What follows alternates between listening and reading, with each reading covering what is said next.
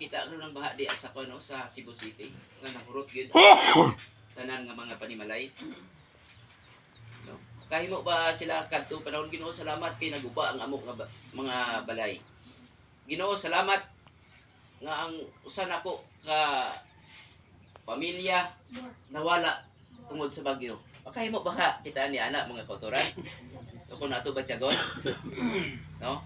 Siguro tagaingon siya dinhi sa 1 Thessalonica 5 verse 16 and 18. Di siya di. Paglipay kamo kanunay. Pag-ampo kamo kanunay sa walay paghunong. Verse 18. Pagpasalamat kamo sa tanang higayon kay kini mao ang kabubuton sa Dios diha kang Kristo Hesus alang kaninyo. No? So bot pasabot di lang na ingon nga isgutan gani ato ang kanunay mga kaigsunan.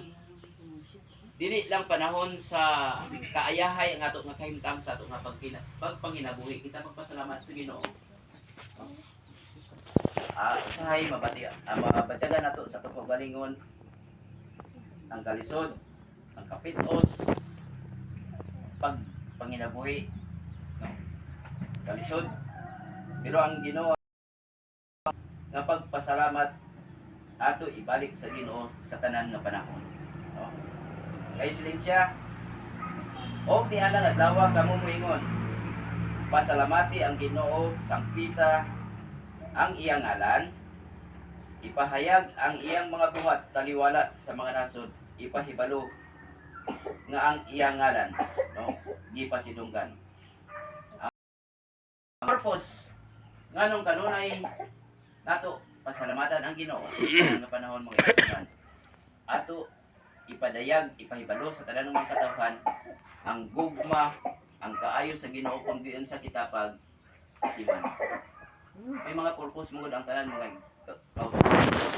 itugot sa Ginoo ang tanan ng mga trahedya sa kinabuhi sa tao. Usahay manipog kita ko ngano ingani nganong nahitabo kini kanako Ginoo. Makaingon kita ni anak mga igsunan pero ang tanan adunay mga purpose, no? Ingon sa dire, pag-awit o pagdaig ngadto sa Ginoo kay mahimayaon ang iyang buhat. Ipahibalo kini diha sa tibuok nga yuta. So, amo gina ato nga role isip mga Kristohan. Ipadayag nato sa tanan ng mga katawhan kung giunsa kita pag-atiman sa Ginoo, kung unsa ang iyang mga paglaom nga gihatag sa matag usa ka nato.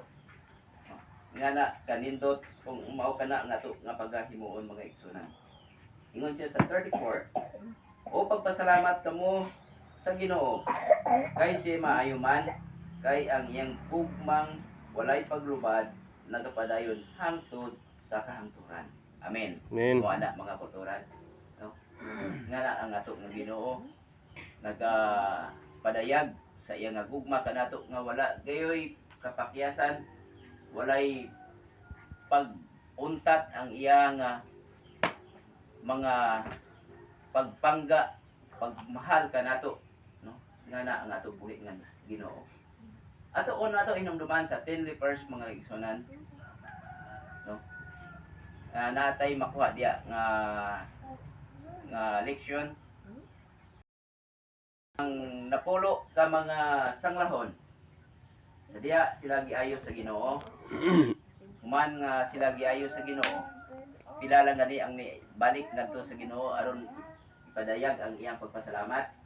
So, sa napulo mga kautoran, isa lang gid ang ibalik sa Ginoo para ipahibalo sa Ginoo, ipadayag sa Ginoo ang iyang dako nga kalipay pagpasalamat nga sulod sa pila ka mga katuigan nga sila adunay mga balatian.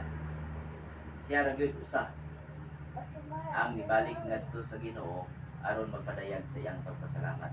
Kumusta ka katong siyam mga kautoran? No?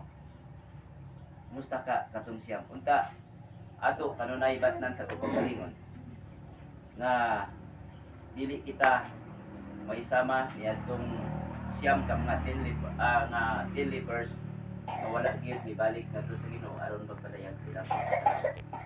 Ato inumduman mga